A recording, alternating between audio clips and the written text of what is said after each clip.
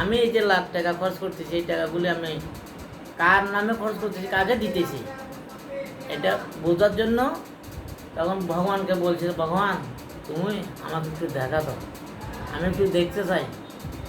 শঙ্করঙ্গ মহাপ্রভু বলতেছে, বাবারে তুমি দেখলো তো আমাকে বুঝবে না, চিনবে না, কী রূপে আমাকে চিনবে? না প্রভু আমাকে দেখা দাও, দেখো আমার সাথে তো আমার আরও পুত নাতি অনেক কিছু আছে। তখন বললো যে 33 কোটি দেবতা ভবদিয়া উনি আগে আসলেন, একটা গুরু, শিশু গুরু একটা আসি বললো, ওনার সাথে সাথে এই গৌর নিতে ওনারা আসলো, কীর্তন হরিনাম করতে করতে ওনারা আসতে রইল। তখন আসি দেখলো যে কি, এই আমার ভগবান, এই আমার গৌরাঙ্গ মহাপ্রভু, এই গৌর নিতে, এই রাধাকৃষ্ণ, এরে আমার পুতনাতি, এরে জগতের দেবতা। তখন এই মানে হরিনাম দেখলো যে এই 33 কোটি দেবতা প্রতিটা গরুর রুমের ভিতরে ওনার গোবরতে নিয়ে, হাতটা হচ্ছে নিয়ে সম্পূর্ণ কিছু উনি কৃষ্ণ ভক্ত এবং উনিই দেবতা। ওনার দুধ দিয়ে মনে করো ভক্তি হচ্ছে, গরু গোবর দিয়ে উঠান বাড়ি ঘর লেবা হচ্ছে, শুদ্ধ করা হচ্ছে, এইটাই দেবতা, এইটাই কৃষ্ণ রূপে এই অবতর হয়ে মানুষকে নীলা দেখাইল বোঝার জন্য।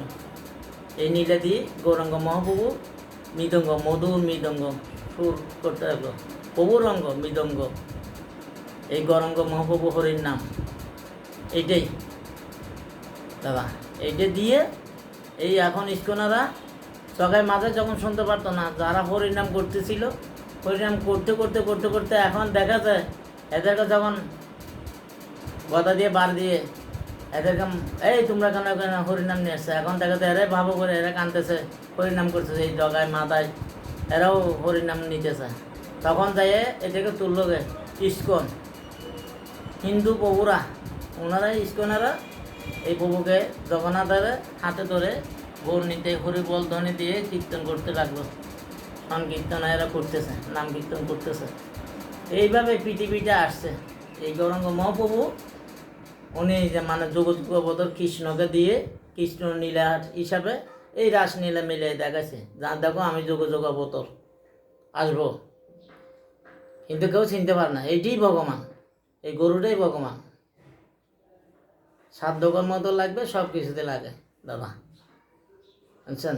তো এই নীলা বুঝতে গেলে, এগুলো কথা বলতে গেলে অনেক কিছু লাগে, অনেক বসতে মনে করেন এগুলি বসে আলাপ সালাপ অনেক সময় যারা বোঝে, যারা লেখাপড়া করছে তারা বুঝবে মহাভারতে কী আছে, গীতাতে কী আছে, চন্দ্রীতে কী আছে, এগুলি বুঝতে পারবেন। এই জন্য বলছে গীতা পড়ো, গীতেই শরণ, গীতেই ধর্ম, গীতেই কর্ম, গীতেই সব কিছু,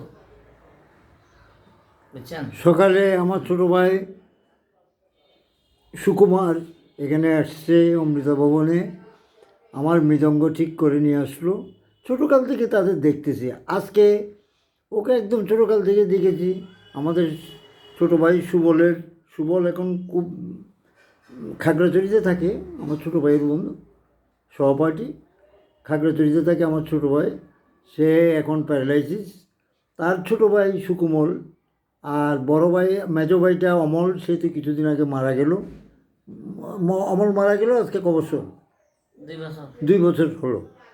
তো আমার ঘরের মৃদঙ্গ ঠিক করে নিয়ে আসলো। আজকে মৃদঙ্গ ওর কাছ থেকে আজকে ধর্মের কিছু শুনতেছি, যে মৃদঙ্গ যে কত টাইপের মৃদঙ্গ আছে, বাজনা কত টাইপের মৃদঙ্গ আছে, কীর্তনীয় মৃদঙ্গ, রাধা গোবিন্দ মৃদঙ্গ, এইগুলো ওর কাছ থেকে বর্ণনা শুনলাম।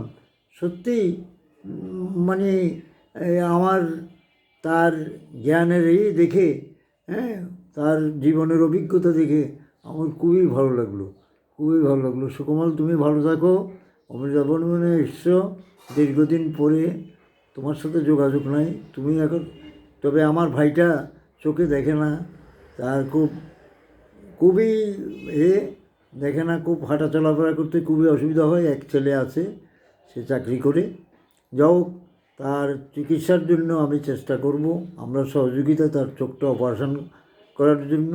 সে এখন খুব ইয়েতে আছে, খুব পরিশ্রমী লোক, খুব ভালো। আমাদের রেল লাইনের, সীতাকুণ্ড রেল লাইনের পাশে তার পুরনো মৃদঙ্গর দোকান। এমন সবাই পুরনো যারা কীর্তনিয়া তারা কিন্তু এখানে আসে, এসে ওর মানিকগঞ্জ থেকে, ফরিদপুর থেকে তাকে ওকে ওর সব ভালোবাসায় এবং ও দক্ষ কারিগর সেই হিসেবে যন্ত্রপাতি ঠিক করার জন্য এই মৃদঙ্গ, ঢোল, ডাক এগুলোর জন্য আগের মতন সে পরিশ্রম করতে পারে না, তারপরেও তো আসে এবং এবং তার কর্মদক্ষতায় সেই পয়সা নিয়ে যায়। এবং আজকে আমার অনেক অভিজ্ঞতা হলো। ভালো থাকো। হরে কৃষ্ণ, হরে কৃষ্ণ। হরে কৃষ্ণ।